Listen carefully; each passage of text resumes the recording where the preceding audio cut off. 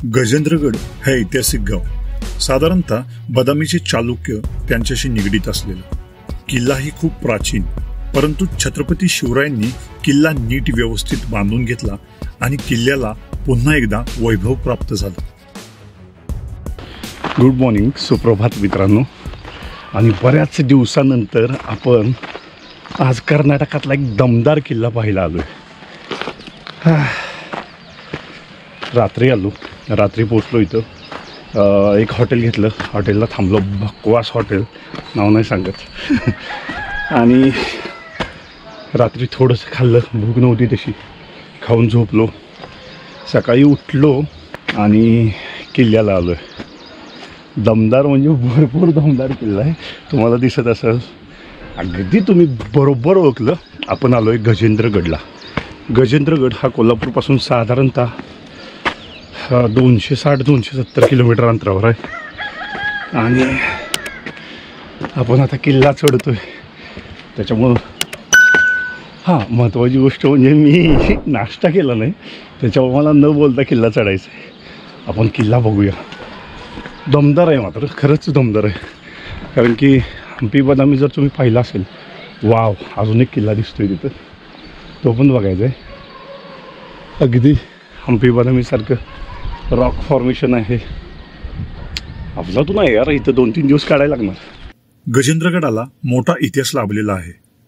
समुद्रसपाटीपासून 2110 फूट उंचीवर बांधलेला हा किल्ला शिलाहार वंशाच्या राजवटीत बांधला गेला असे उल्लेख आढळतात.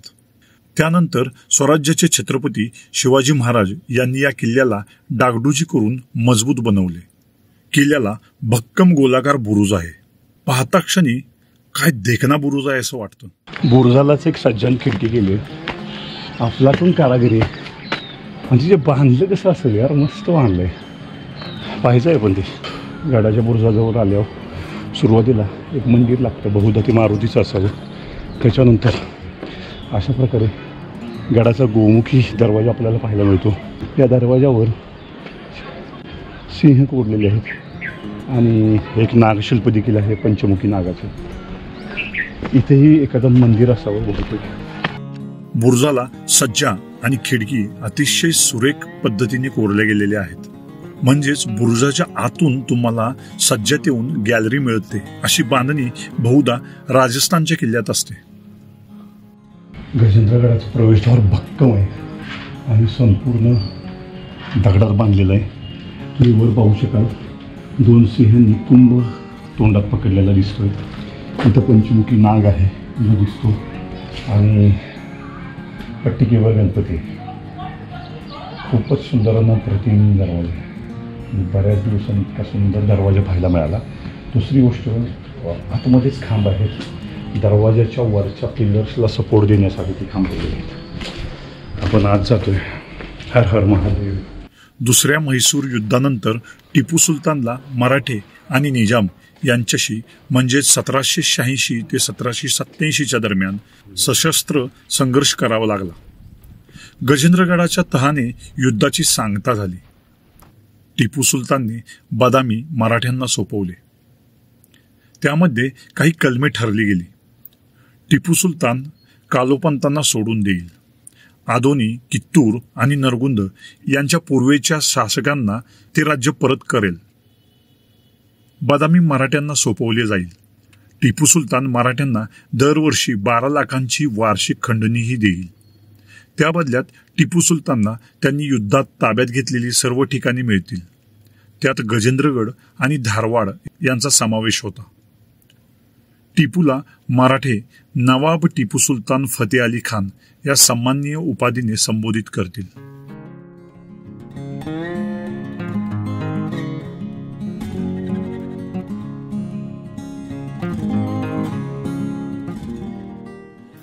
गजेंद्रगड हा बदामीच्या पश्चिमेस साधारणतः 28 मैलांवर आहे. पूर्वी हा परिसर श्रीमंत मुधोळकर घोरपडे सरकार यांच्याकडे होता. येथे राजा भोजनी बांधलेला एक किल्ला आहे. येथील उंचगिरी नावाचा दुसरा किल्ला 1688 मध्ये श्रीमंत दौलतराव गजेंद्रगडकर घोरपडे सरकार यांनी बांधला. येथील घोरपडे सरकारांना हिंदूराव ही पदवी दिलेली आहे. असं सज्जाचं बांधकाम याच्या आधी कुठल्याही किल्ल्यावर नाही पाहिजे, पहिलाच किल्ला आहे. याच्या पूर्वीचं सज्जाचं बांधकाम केलेलं आहे. छोटी खिडकी,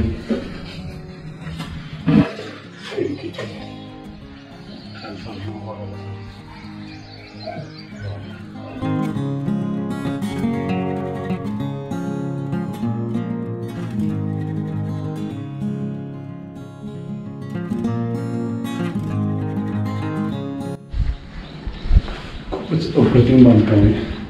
बहुधा इथून देखरेख होत असावी, कारण की गडाचा जो मुख्य दरवाजा आहे त्या दरवाजाच्या oh my God, look at guys, किती मोठं नंदी.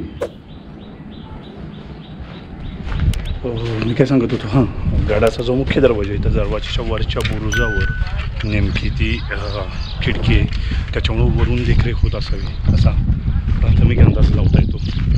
आपण गजेंद्रगडाचा व्हिडिओ आपण बघतोय. अप्रतिम बांधकाम असलेला सुंदर असा हा किल्ला आहे, आणि हा किल्ला पाहिला तुम्ही जरूर यावं असं मला वाटतं. गजेंद्रगडावरची मंदिरं किंवा काही वास्तू भरपूर तुटलेल्या आहेत. नंदीचे अवशेष किंवा नंदी पाहिल्यानंतर मला लक्षात आलं की खूप मोठा शिवमंदिर असणार आहे. इथं तलाव आहे.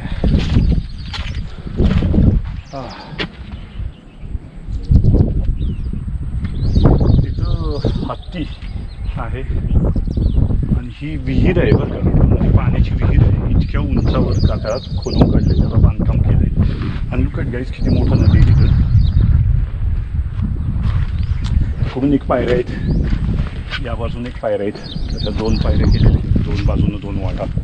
आणि किल्ला प्रशस्त आहे, मोठा आहे, खूप बघण्यासाठी खूप सुंदर आहे.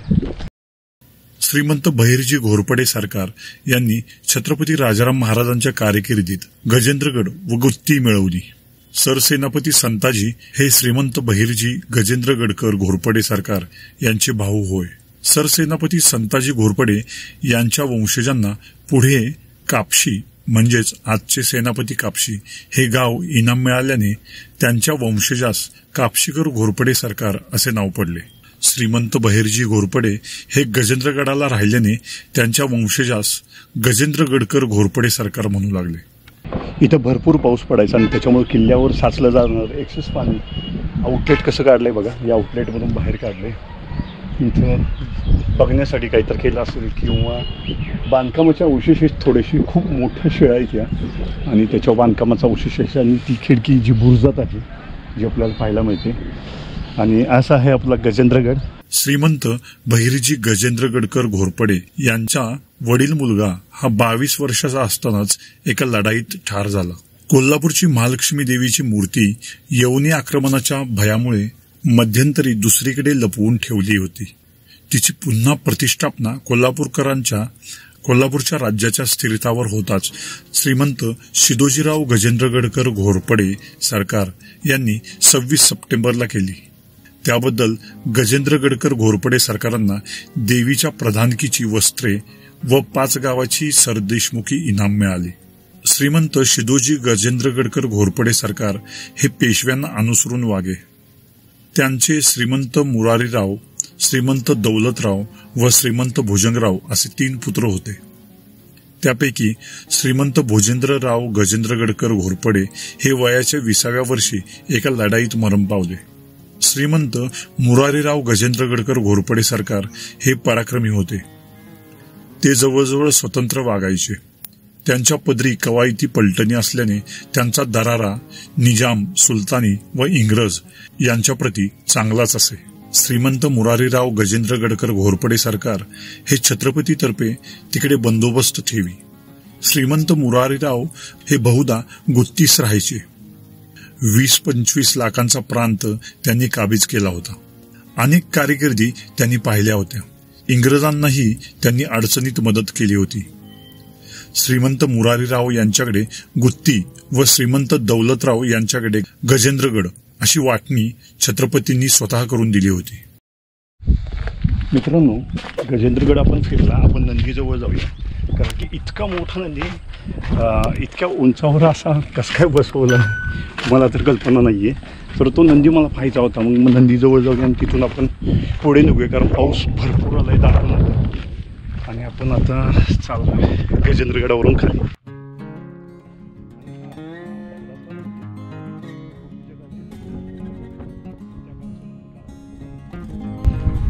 अप्रतिम आहे. विहीर मस्त वाटते, खूप मोठी आहे. एका बाजूला हत्ती आहे, जसं मी तुम्हाला सांगितलं. पायऱ्या आहेत, इकडून एक उतरायला पायऱ्या आहेत, तिकडून उतरायला पायऱ्या. बाकी थोडंसं बांधकाम शिल्लक आहे, फ्रंटची बुरुज शिल्लक आहेत आणि पवनचक्क्या आधुनिक फॅन हे पाहू.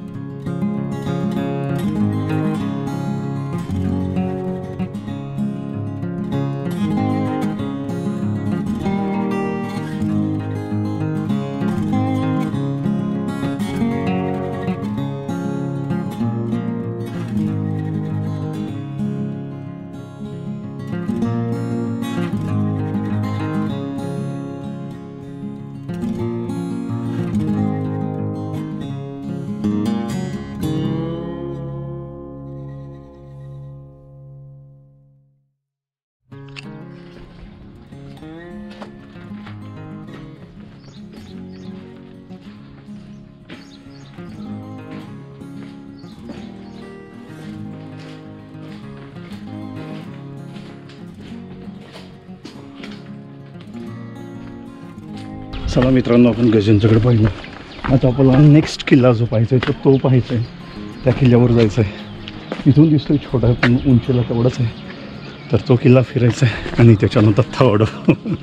आज काय बुक्काच आहे. 1 2 3 4 किल्ले टफ होणार आहेत. 2 किल्ले थोडे छोटे, 2 मोठे आहेत. त्यातला गजेंद्रगड पहिला झाला.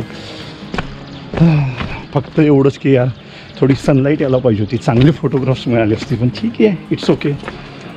प्रत्येक वेळेस आपण असंच भटकत राहू आणि असेच नवनवीन किल्ले, ऐतिहासिक स्थळं, धार्मिक ठिकाणं, नवनवीन धबधबे, जंगलं आपल्याला पाहायला मिळतील, अनुभव मिळेल. तिथं काय पाहायचं, कसं राहायचं, कसं जायचं हे देखील तुम्हाला समजेल. माझ्याकडून माहिती मिळेल जेवढी मला देता येईल तेवढी.